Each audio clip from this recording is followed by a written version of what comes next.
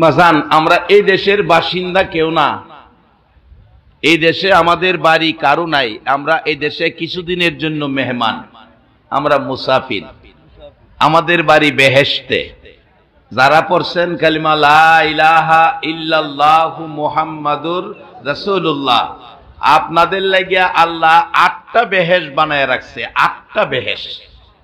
এই দেশে আমাদের বাড়ি না, এই দেশে আমাদের থাকার কোনো অনুমতি নাই, থাকার কোনো ক্ষমতা আমাদের কারো নাই, সকলেরই এই দেশ থেকে যাওন লাগবো।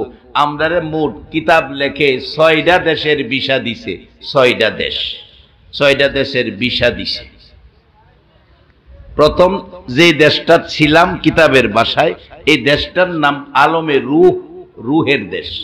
রুহের দেশ থেকে আবার পোস্টিং দিছে আরেক দেশ, এই দেশের ভিসা, এটা আলমে বতন কিতাবের ভাষায়, আমাদের ভাষায় মার পেট। 3 নাম্বার দেশটা আলমে দুনিয়া কিতাবের ভাষায়, যেটাকে আমরা পৃথিবী বলি, যেখানে বর্তমানে আছি। এখান থেকে যাইবার ভিসা লাগিয়া গেছে গা, পাসপোর্টও খালি ফ্লাইট ডেটটা বাহি, পাসপোর্টও ভিসা লাগিয়া গেছে গা বাজান, খালি ফ্লাইট ডেটটা বাকি। এই ফ্লাইট এয়ারপোর্ট গেলে পাইতেন না, প্রত্যেকটা মসজিদও গিয়া দেখবেন একটা করে ফ্লাইট বইছে। যেদিন এই দেশের ভিসার মেয়াদ শেষ, যেই দেশটা যাইবেন, এই দেশটার নাম হইল কিতাবের ভাষায় আলমে বরজখ, আমাদের ভাষায় কবর। বলুন প্রত্যেকের সামনে কবর আছে কিনা? যদি নামাজের পরে ভালো কাজ করেন, আল্লাহ বলছে বাল আহিয়াউন ইনদা রাব্বিহিম ইরজাকুন। কালিমা লইয়া আখির নবীর উম্মত হইয়া যারা কবরে আইব, দুনিয়ার মানুষ যেমন 3 বেলা খানা খায়, আমি আল্লাহ আখিরি নবীর উম্মতের 3 বেলা কবরে জান্নাতের খাউন খাওয়াই। কোরআন শরীফ আলেম উলামার আছে, হাফেজ সাহেব বসা এখানে, বাল আহিয়াউন ইনদা রাব্বিহিম ইরজাকুন, কবরে গেলে খাওয়াইব।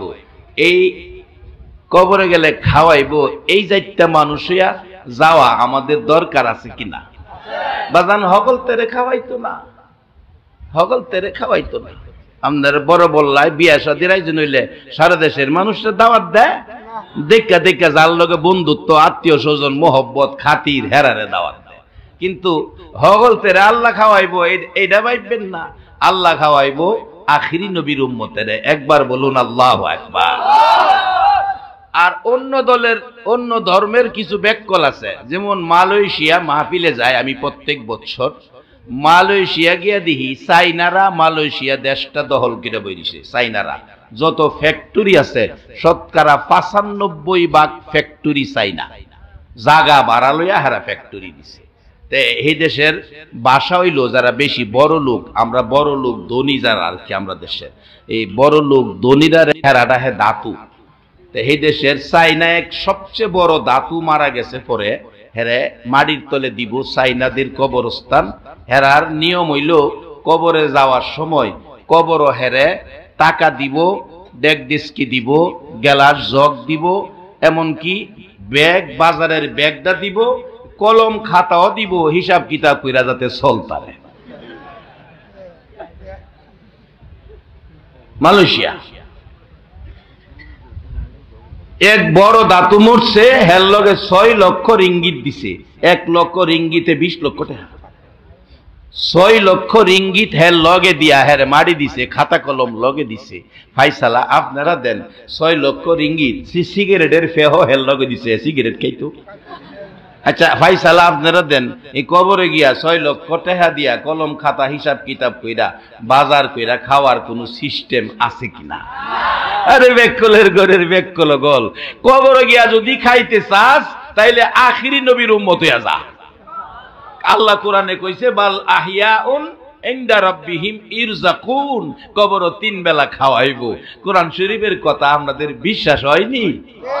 আসতে কইলেন যে বিশ্বাস হয়?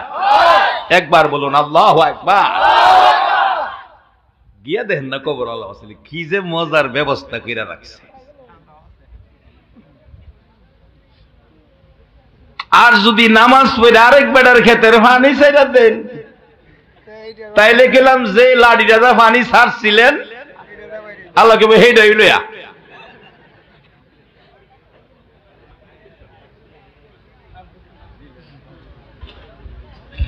বাগান উচিত কথা কইলে রাগ হইবেন?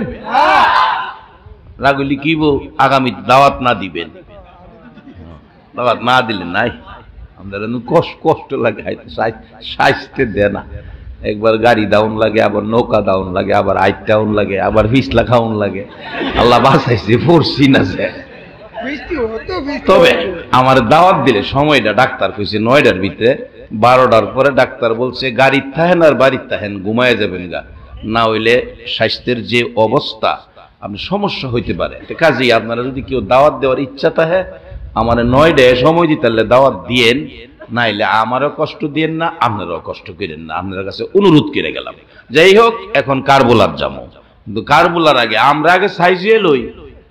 কি কর? আমরা সাইজে লই, আমরা বেহেশতে যাবো, বেহেশতে যাওয়ার টিকিটটা কাইতে লই না। কোরআন শরীফে আল্লাহ বলছে রুকু সেজদার মাধ্যমে ইবাদতের পরে অফ আলুল খায়রা, ভালো কাজ করতাম। এবার একটা সত্য কথা কইবেন। বড় বল্লা মুন্সিবাড়ির শাহে মদিনা সংগঠনের নাম দিয়া যে যুবকেরা সংগঠন করছে, মদিনাওয়ালা, এই শাহে মদিনা সংগঠনের পক্ষের যুবকগুলোরে তুইয়া কেমনে নবী বেহেশত যাইব? এই যুবকগুলো যেই কাজটা করছে, ইচ্ছা করলে ডেক সেট আইনা গান বাজাইতে পারে।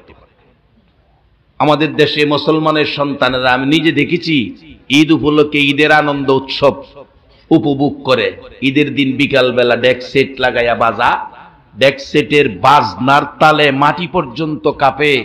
আর কিছু নির্লজ্জ মুসলমানের সন্তান এই ডেক সেটের তালে তালে নাচে। লজ্জাহীন যুবক! আমার নবী কি কষ্ট কইরা আমরা বেহেশতের লাইনে দিয়া গেছেন, ডেক সেট বাজাইয়া তালে তালে নাচার জন্য নয়। নাচো, কতদিন নাচবা?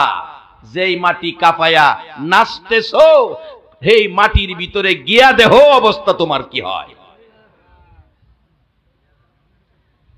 যুবকেরা যে কাজটা করছে, সত্য কথাটা কইবেন, গোপন রাখবেন না। যুবকদের এই আয়োজিত মাহফিলের এই কাজটা সামাজিক ভাবে তারা কি ভালো করলো না খারাপ করলো?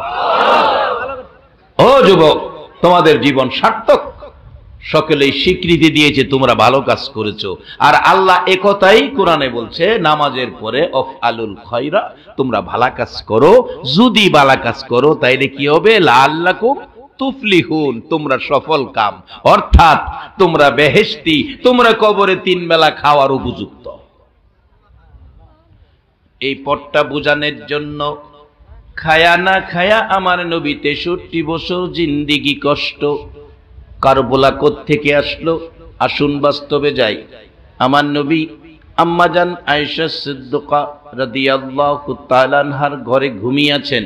রাত্র গভীর, জিবরাইল এসে নবীজির কান মোবারকে মুখটা লাগাইয়া ডাকে, হুজুর ঘুমিয়ে আছেন, সারা রাত কি ঘুমাবেন? আপনার গুনাহগার এতিম উম্মতের জন্য কি কাঁদবেন না? আমার নবী ঘুম থেকে উঠে মা আয়েশা সিদ্দিকাকেও ডাক দিল না। মা আয়েশা সিদ্দিকাকে ডাক দিল না। দরজা বন্ধ করো সেই কথাও বলল না।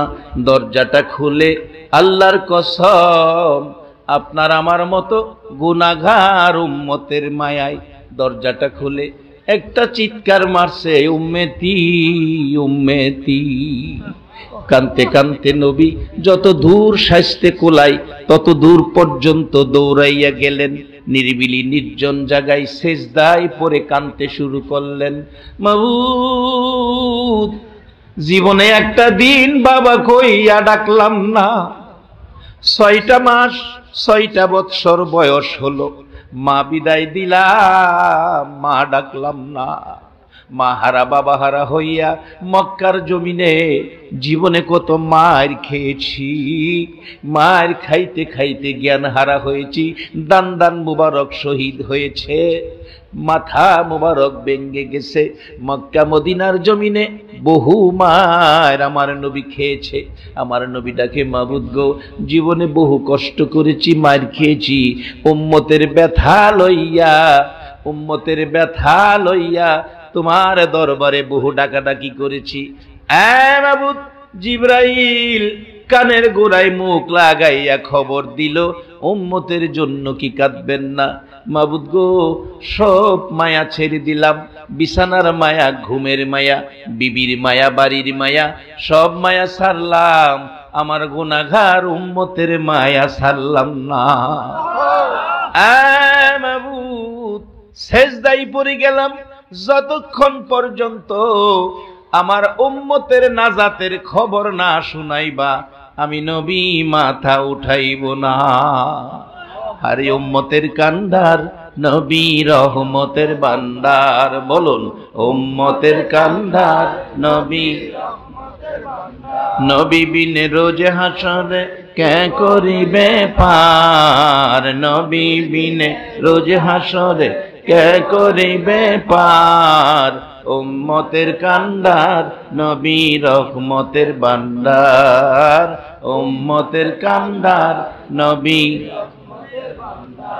যাইয়া দেখো মদিনাতে কান্দে নবী রোজা পাকে, যাইয়া দেখো মদিনাতে কান্দে নবী রোজা পাকে, মাফ করিয়ে দাও গো খোদা উম্মত গুনাহগার, মাফ করিয়ে দাও গো খোদা উম্মত গুনাহগার, উম্মতের কান্ডার নবী রহমতের ভান্ডার, উম্মতের কান্ডার নবী।